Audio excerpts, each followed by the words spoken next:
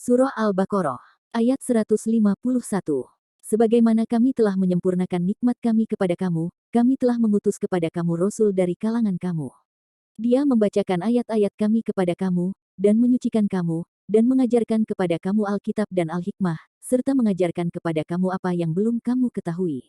Ayat 152. Karena itu, ingatlah kepadaku niscaya aku ingat pula kepada kamu, dan bersyukurlah kepadaku, dan janganlah kamu mengingkari nikmatku. Ayat ini seakan-akan menyatakan, sesungguhnya kami telah mengalihkan kiblat ke arah Masjid Al-Haram dengan tujuan menyempurnakan nikmatku kepada kamu. Penyempurnaan nikmat itu, serupa dengan penyempurnaannya ketika kami telah mengutus kepadamu Rasul yang berasal dari kalangan kamu, dia membacakan ayat-ayat kami kepada kamu, dan menyucikan kamu, dan mengajarkan kepadamu Alkitab dan Al-Hikmah, yakni As-Sunnah, serta mengajarkan kepada kamu apa yang belum kamu ketahui. Penempatan ayat ini setelah uraian tentang kiblat, dapat dinilai masih berhubungan secara tidak langsung dengan pembicaraan sebelumnya. Seperti telah dikemukakan, bahwa mengarah ke Bait Al-Maqdis adalah atas inisiatif Rasul Shallallahu Alaihi Wasallam, ketika beliau baru tiba di Madinah. Di sisi lain, pengalihan kiblat ke Ka'bah pada mulanya juga bersumber dari keinginan Nabi Shallallahu Alaihi Wasallam yang direstui Allah. Ayat ini mengingatkan kaum muslimin bahwa, kebijaksanaan Rasul yang pertama tidaklah keliru, bahkan itu pun direstui Allah.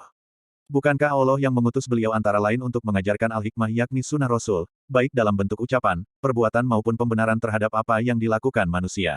Ayat ini juga merupakan bukti pengabulan doa Nabi Ibrahim alaihissalam, yang dipanjatkannya ketika beliau bersama putranya Ismail alaihissalam membangun Ka'bah. Permohonan Nabi Ibrahim di sana berbunyi, Tuhan kami, utuslah untuk mereka seorang Rasul dari kalangan mereka, yang membacakan kepada mereka ayat-ayatmu, dan mengajarkan kepada mereka Alkitab dan Al-Hikmah, serta menyucikan mereka. Sesungguhnya engkaulah yang maha perkasa lagi maha bijaksana. Quran Surah Al-Baqarah, ayat 129.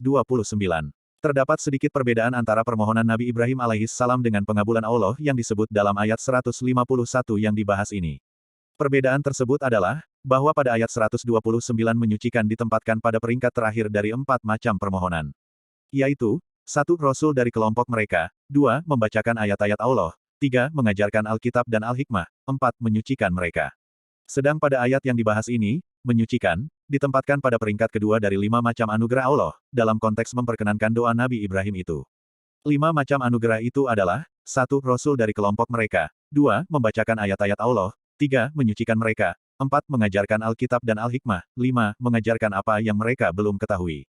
Di sini terlihat bahwa, yang dikabulkan Allah lebih banyak dari apa yang dimohonkan. Lihatlah yang dimohonkan Nabi Ibrahim alaihissalam hanya 4 macam, sedang yang dianugerahkannya sebanyak 5 macam, yakni terdapat 1 yang tidak dimohonkan, yaitu mengajarkan apa yang mereka belum ketahui. Ini merupakan nikmat tersendiri, mencakup banyak hal dan melalui sekian cara. Memang sejak dini Al-Quran telah mengisyaratkan dalam wahyu pertama, Iqra, bahwa ilmu yang diperoleh manusia diraih dengan 2 cara.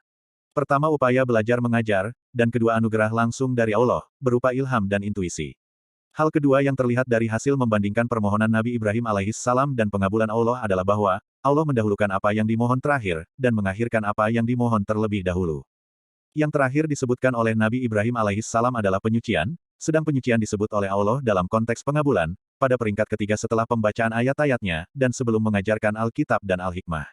Ini untuk menunjukkan bahwa, membaca ayat-ayat Allah, walau sebelum memperoleh rahasia-rahasianya, telah dapat mengantar kepada kesucian jiwa. Demikian Allah mengatur anugerahnya, pengaturan yang sesuai dengan yang terbaik untuk manusia. Di sisi lain, ia juga menunjukkan bahwa, Allah memilihkan yang terbaik bagi hamba-hambanya yang tulus bermohon.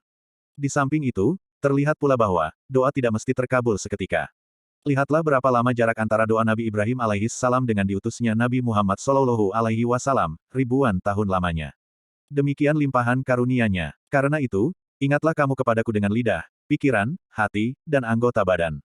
Lidah menyucikan dan memujiku, pikiran dan hati melalui perhatian terhadap tanda-tanda kebesaranku, dan anggota badan dengan jalan melaksanakan perintah-perintahku. Jika itu semua kamu lakukan, niscaya aku ingat pula kepada kamu. Sehingga aku akan selalu bersama kamu saat suka dan dukamu, dan bersyukurlah kepadaku dengan hati, lidah dan perbuatan kamu pula, niscaya ku tambah nikmat-nikmatku, dan janganlah kamu mengingkari nikmatku, agar siksaku tidak menimpa kamu.